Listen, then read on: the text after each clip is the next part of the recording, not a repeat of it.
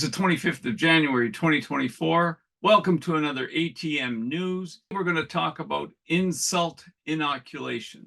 Often when a man has a disagreement with his long-term relationship with his LTR, it can immobilize him or send him spiraling into negative self-talk that's hard to shake. Let's deal with that today.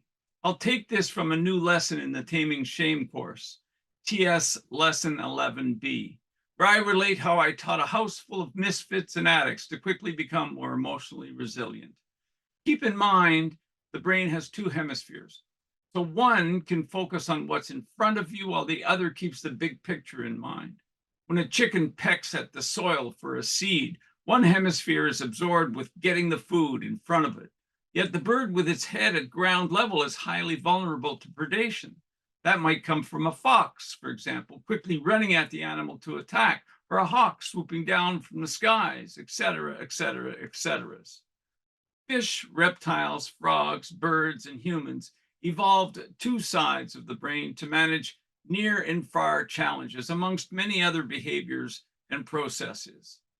You arrive in this world as an intuitive, imaginative, curious, and exploratory being. You have an innate consciousness there already. Slowly but surely, your caregivers install another operating system in your brain for the sake of survivability and sociability.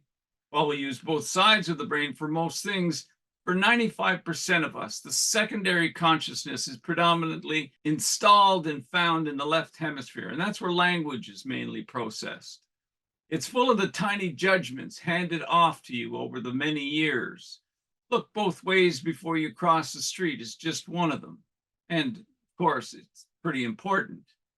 There are hundreds, probably thousands of these commands requiring judgment introduced and overlaid on your innate thinking and feeling.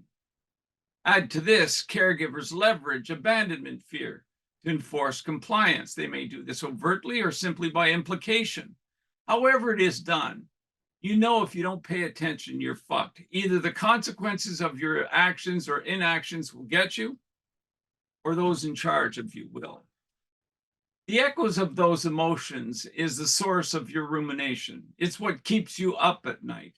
It's the imposter syndrome and the inner critic rolled into one. It's full of judgment of the self, of others, and of circumstances. When a man's belly flips while being criticized by his significant other or anyone else of importance, that is remnant abandonment fear.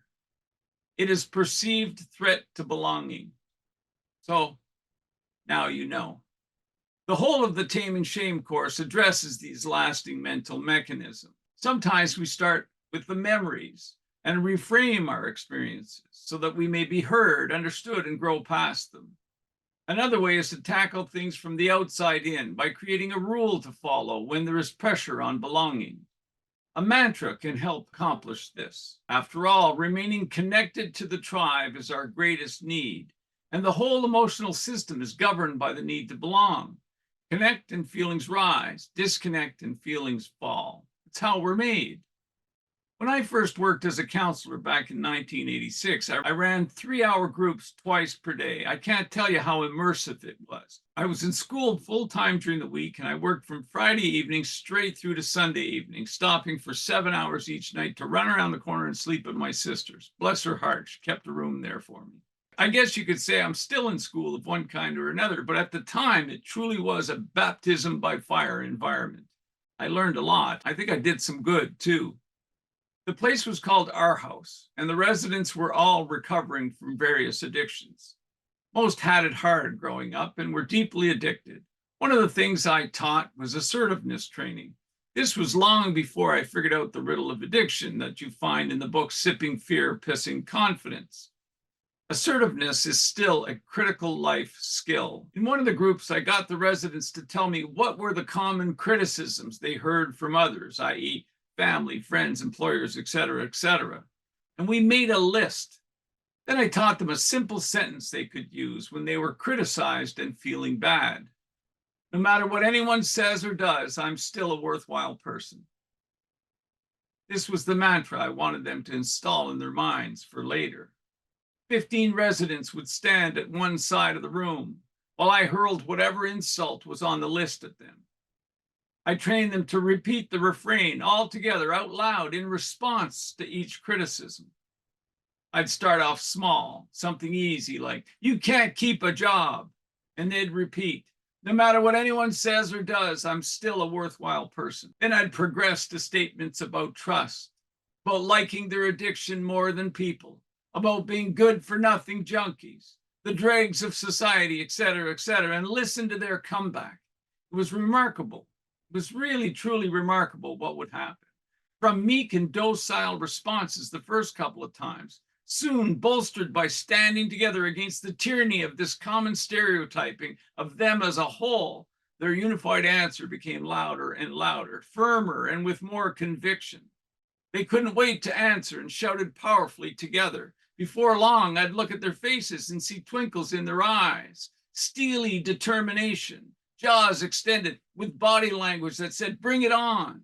I knew then they were inviting the insult because they would rise to the challenge. The insult would be like water rolling off a duck's back. They were locked, loaded, and ready. And the more I did this with them, the more they handled their court cases, their families, their chores, and their relationships with each other. And eventually, their addictions. They got better mentally, emotionally, and physically. That kind of mental and emotional muscle is available to any of us. No matter what anyone says or does, you are still a worthwhile person. Use it. Never forget it. If you have questions or comments, holler. You know the routine, subscribe and all that.